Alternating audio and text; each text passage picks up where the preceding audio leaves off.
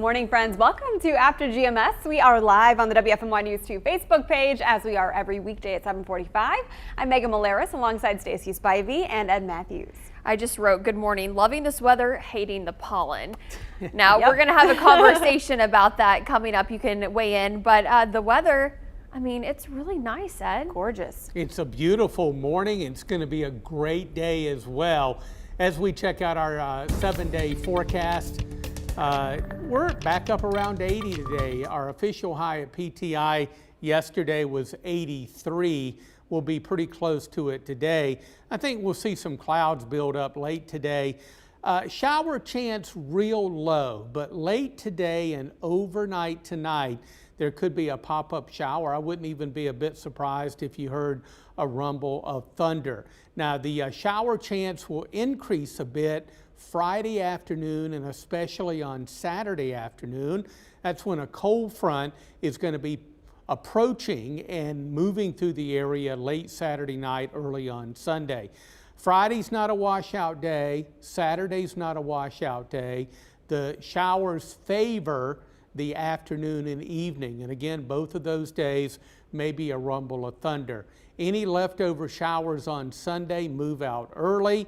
I think overall Sunday's going to be a dry day, and we start next week, the work week anyway, Monday and Tuesday, looking real nice. After being up near 80 today, we're looking at mid-70s right on through the weekend. Oh my goodness. Look at this. Tree pollen, very high today. Going to be a lot of sneezing and sniffling and a lot of wheezing around the Piedmont today. So thankfully, the grass and weed pollens are low. As a matter of fact, that tree pollen is forecast to be very high not only today, but tomorrow as well. Yeah, and that is what everyone is talking about right now, seeing all the green on their cars. So we want to know, are you feeling it or even seeing it? Here's a good example of what things look like outside, okay? The pollen clouding off the trees when you move a branch. That's just crazy. So how are your allergies treating you right now? So, you know, I have really bad allergies. Everyone knows that, actually.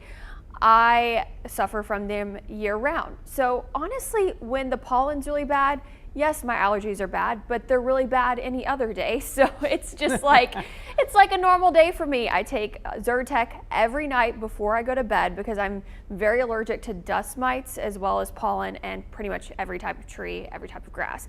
Everything, you know, you name it, I'm allergic to it. So I take a Zyrtec every night before I go to bed, and that usually helps me throughout the next day. And if it gets really bad during the next day, I may take a Benadryl and take a nap. But what has really helped me, other than taking medicine daily, is if I'm outside at all throughout the day, when I come home, immediately shower and change clothes, because all of those allergens get on you. And so anytime I go into a house that has a cat, like for example, my in-laws have a cat and I'm very allergic to cats. So anytime I can, I just, you know, change clothes to make sure that all the allergens are off, and never touch your face. Right. Washing towels evidently can help as well. Washing those towels frequently, because you bring some of that with you when you go back inside your house, or if you open the windows even for just a minute, you feel it and are sneezing. I know a lot of you are already writing here, and Stacey will share comments in just a moment. You are sneezing. My eyes are itching extra badly these days. I have chronic dry eye in general, but it gets amplified in the weather like this. And so, you know, not a very pleasant time allergy wise, but I'm taking it all in stride because I just love this warm weather. It's just this spirit of spring and soon to be summer, Ed, that makes us all in a good mood. Oh yeah, put you in a good mood for sure. I noticed this morning out in the garden, a little sneezing, a little sniffly.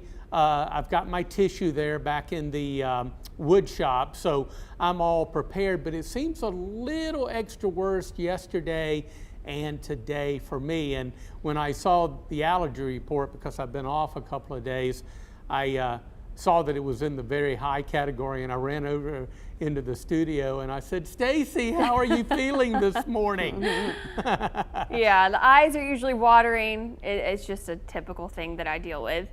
Sneezing.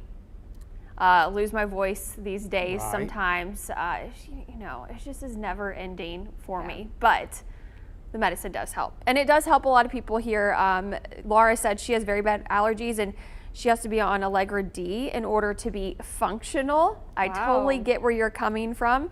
But Heather says hers haven't hit her yet. She actually took down some trees in her backyard, and it wasn't bad. She said, I don't get out until the weekend, so I'll probably feel it then.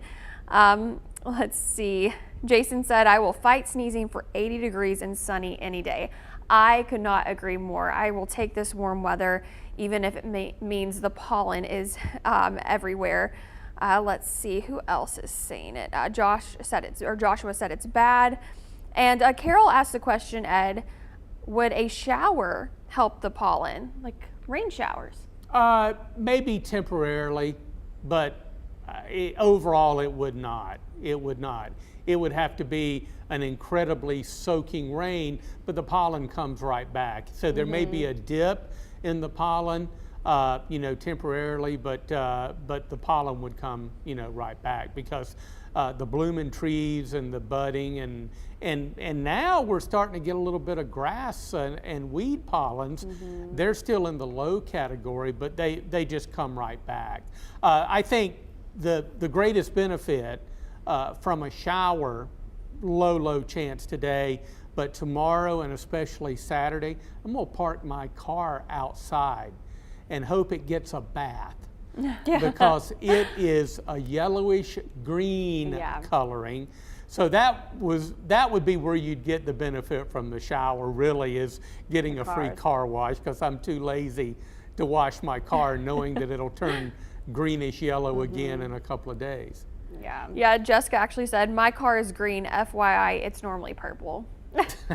That puts it in perspective for sure. Mine has a green film on it as well. You know, I think back to last year, last allergy season, COVID-19 was really just ramping up. People were learning more about it, and there was starting to be this heightened sensitivity to any small sniffle or cough or sneeze. And so I'm sure there's still a little bit of that, but with the vaccine rollout and just understanding kind of how this all works and that the symptoms are to some degree very different, you know, hopefully lessens that a little bit. But I always felt badly for people in the supermarket. You could tell they had allergies, but people were giving them dirty looks when they coughed or sneezed, like, you know, thinking they might have COVID-19 or something much worse.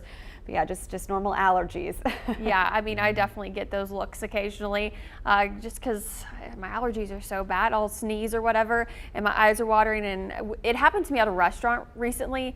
And my husband was like, can you stop? And I'm like, I can't help it, but like people are staring at us. It just happens. Oh man. All right, well, clearly this is going to be a continuous conversation in the weeks ahead, just now heading into spring.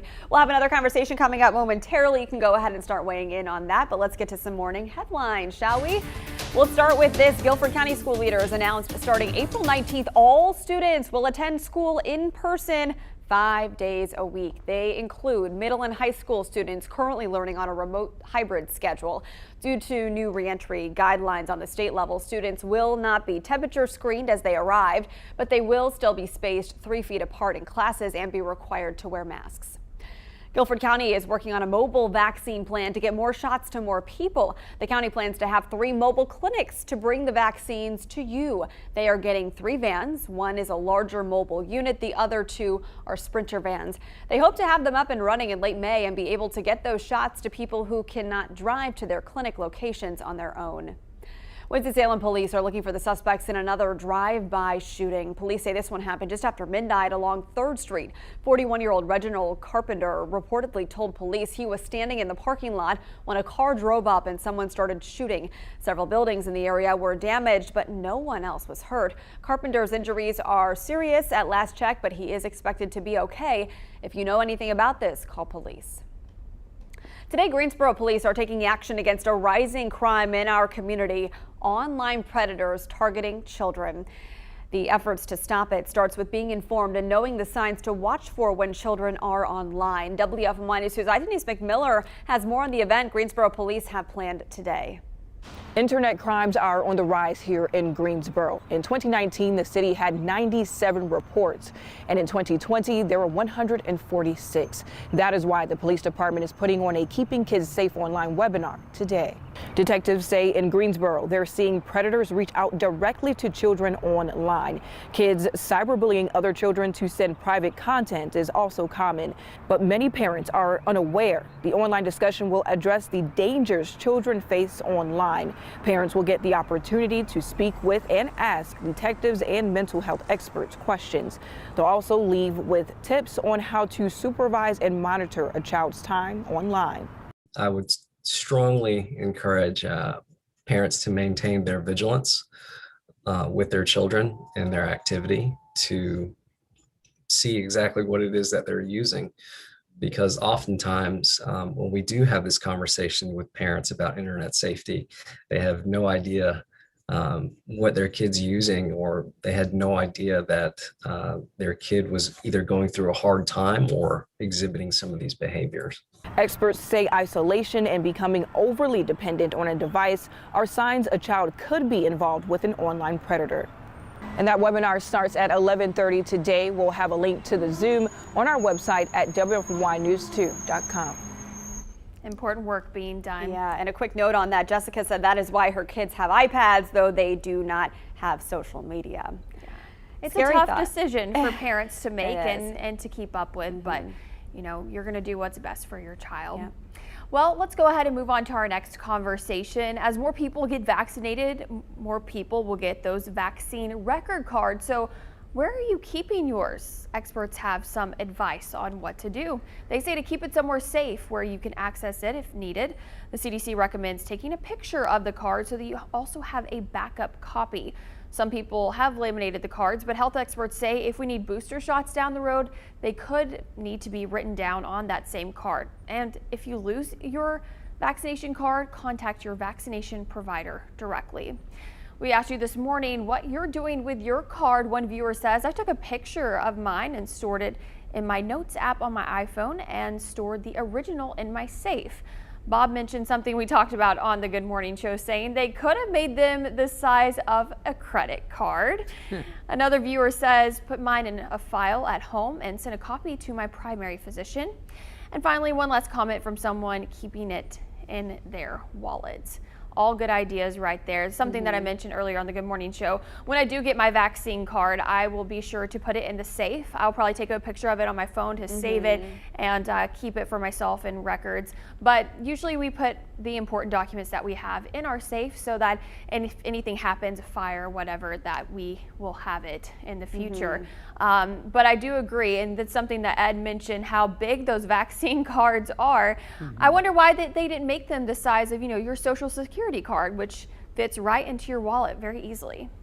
I guess they just didn't think about that, I mean, it was kind of an afterthought, I suppose. Mine fits in my wallet okay, but it would work a lot better if it were a little bit smaller. But I tell you one thing, that little bit of information that you gave out there, great idea to take a picture of it, like with your cell phone, and just keep it in your cell phone and you got an extra copy. I didn't think of that, but I think it's a great idea. That's the reason I watch WFMY News 2 every day, is so they can help me get through my life and do things properly. But I think taking a photo is a great idea, and you've got an extra copy. But I do keep mine in my wallet, and it's with me at all times. If anybody wants to see it, I'm not shy, I'll start a conversation with you and talk your ears off and show you my card. A badge of honor for Ed Matthews. That's it. I'm so proud to have it. Yeah, I agree. I think they could have been smaller, but there is a lot of space on the cards, and I do think that was intentional, not knowing potentially how many boosters we could need down the line and if those will need to go on the same cards, or I'm sure record keeping at some point will improve on these once we gather more information about how often we need to get these, if they're going to be an annual shot like the flu shot, every 6 months, et cetera, every 3 years. You know, researchers have said they don't know that for sure yet. They know the Pfizer vaccine lasts at least 6 months, but those studies are ongoing. That said, I put mine in a safe spot. I recently recovered my husband's from a little tray near our kitchen sink, which I thought maybe wasn't the best place for it. I think he was thinking, you know, this is where I know where it's going to be if I need it heading out. But for now, it's in a safe place. And I think we do need to start making copies of those.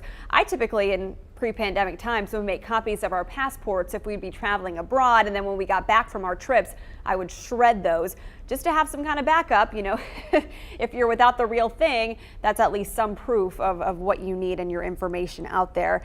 But again, keeping that information private and protected is going to be so crucial. Yeah, Bobby said his is locked in a fireproof box with other important documents. But Joanne keeps hers with her at all times in her purse. Free donuts at Krispy Kreme. I did hear about that. Yeah, local taking advantage of that. Joanne said that she also made a copy of it. Gloria had hers laminated. She put her original one away and carries the laminated one with her wherever she goes. And she said that Office Depots are doing this service for free. You know, I have to mention and point out, have you all seen the video of the gymnast? I can't remember who he represents, but he goes and does some kind of, you know, trick off of the vault. And when he makes the perfect landing, I mean, he landed it very solid. He takes out his vaccine card from his shirt and holds it up in the air. It was so cute.